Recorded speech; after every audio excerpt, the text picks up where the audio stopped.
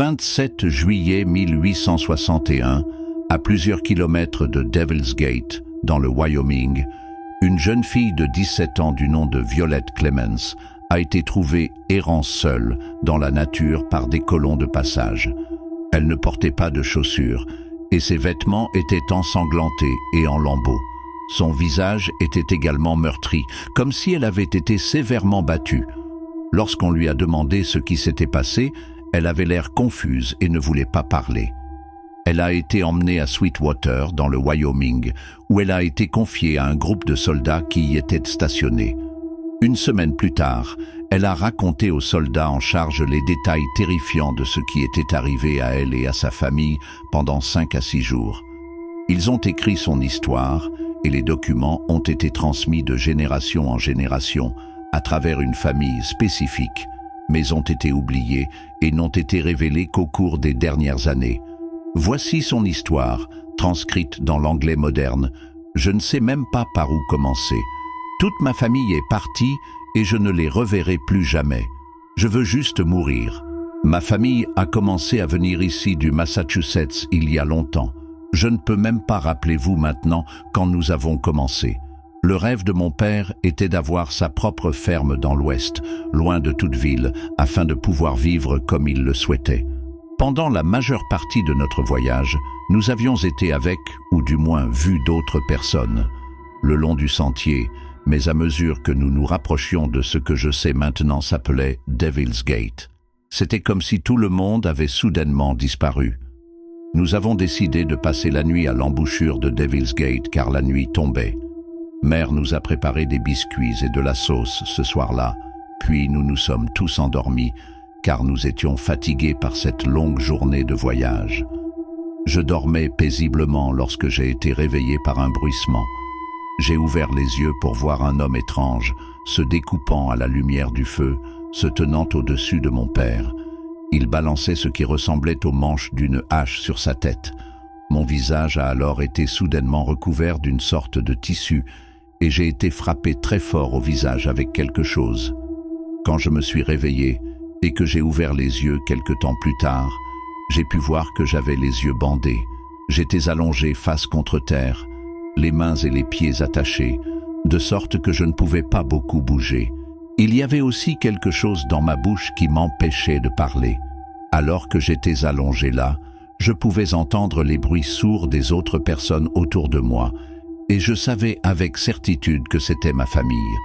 J'ai pensé à me déplacer pour voir si je pouvais dire si c'était eux, mais j'avais trop peur. Alors je suis resté allongé là, sans bouger.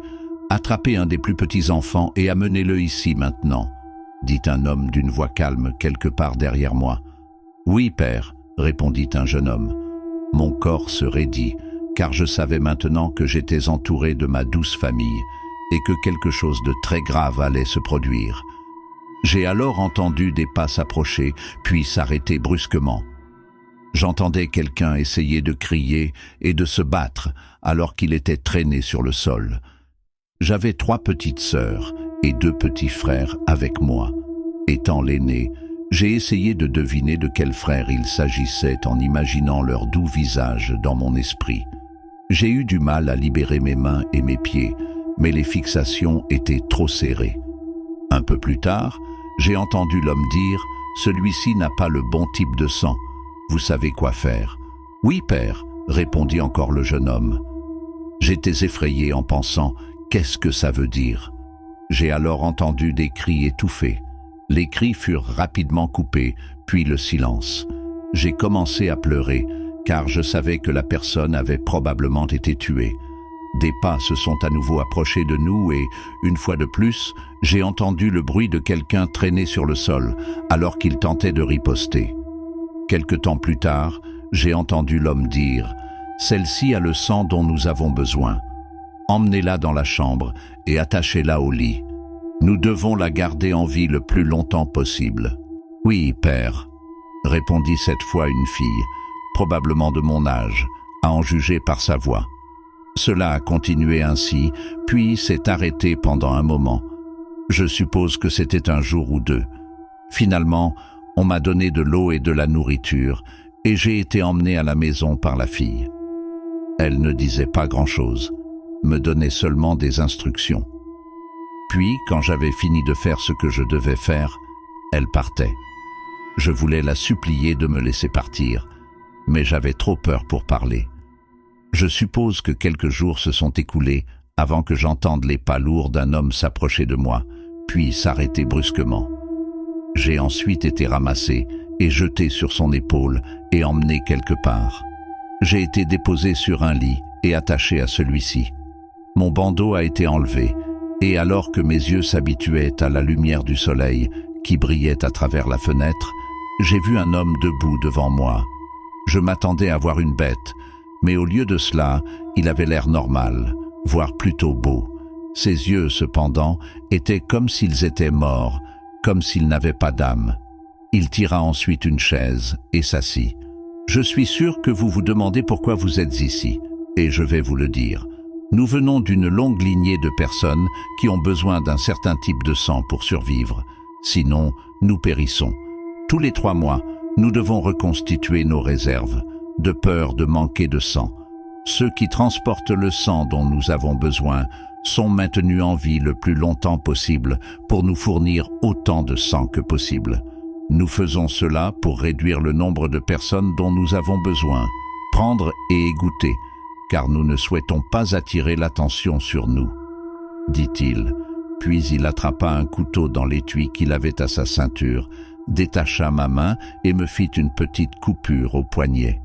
Il a mis mon poignet contre son nez, le sentant un peu avant de reposer doucement mon bras sur le lit et d'attacher ma main. Vous avez le groupe sanguin dont nous avons besoin. Nous commencerons à vous drainer plus tard ce soir, dit-il en se levant et en quittant la pièce. Je n'ai rien dit alors que j'ai commencé à pleurer. J'étais mort de peur, sachant que j'allais mourir. L'idée que mes frères et sœurs traversent cette épreuve m'a aussi fait monter les larmes aux yeux.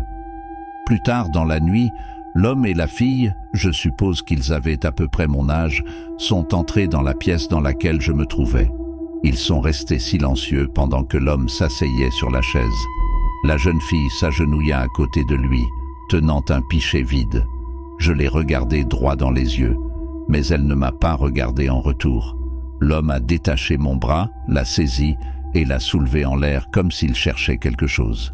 Il baissa ensuite les yeux sur la jeune fille et lui fit un signe de tête. Elle hocha la tête en retour alors qu'elle attrapait ma main et la mettait sur la photo. Il m'a ensuite fait une profonde coupure au poignet alors que je me tortillais et murmurais de douleur. J'ai fait de mon mieux pour ne pas crier, car je pensais que cela ne ferait que les mettre en colère. Je restais allongé là, pensant que j'allais mourir et je ne pouvais rien y faire.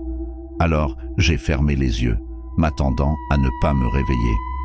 Quelque temps plus tard, l'homme a dit « C'est assez pour aujourd'hui. Nourrissez-la et abreuvez-la pour qu'elle retrouve ses forces. Nous devons obtenir d'elle autant que possible. » La jeune fille ne dit rien tandis que l'homme se levait, attrapait le pichet de sang, puis quittait la pièce. La fille a enveloppé mon poignet avec un tissu et m'a bandé les yeux. Elle a détaché mon autre bras et m'a fait asseoir. Elle m'a ensuite donné de la nourriture et de l'eau et m'a ligoté avant de partir. La prochaine chose dont je me souviens, c'est de m'être réveillé et d'être toujours allongé sur le lit, mais mes mains et mes pieds n'étaient plus attachés. Je me suis assis, regardant autour de moi, m'attendant à voir quelqu'un, mais il n'y avait personne autour. Je pouvais voir le clair de lune éclairer la pièce. C'était la première fois que je pensais avoir une chance de m'échapper et d'obtenir de l'aide. Je glissais doucement du lit et me dirigeais vers la fenêtre. J'ai regardé autour de moi en mettant mes mains dessus, essayant de l'ouvrir. Cela ne bougerait pas.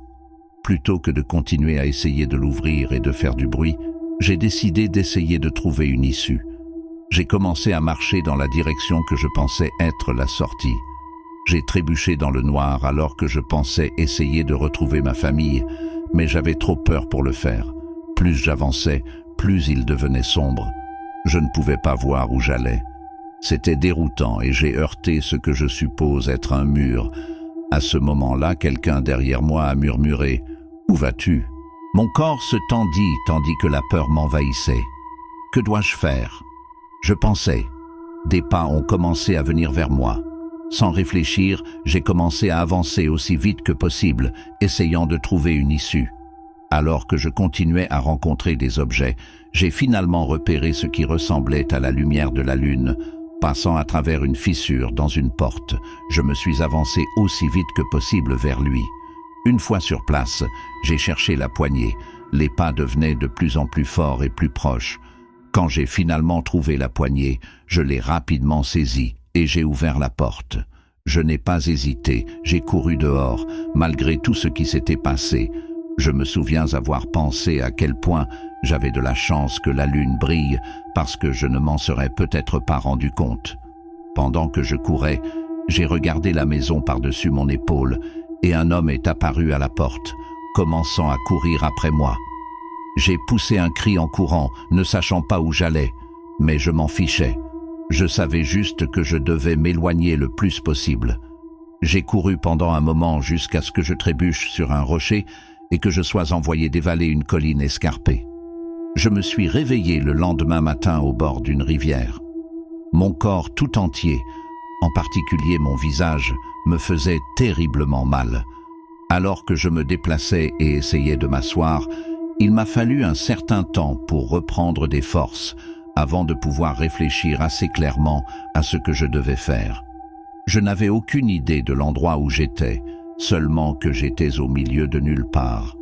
La seule chose à laquelle je pensais était de sauver ma famille. Rien d'autre n'avait d'importance à ce stade.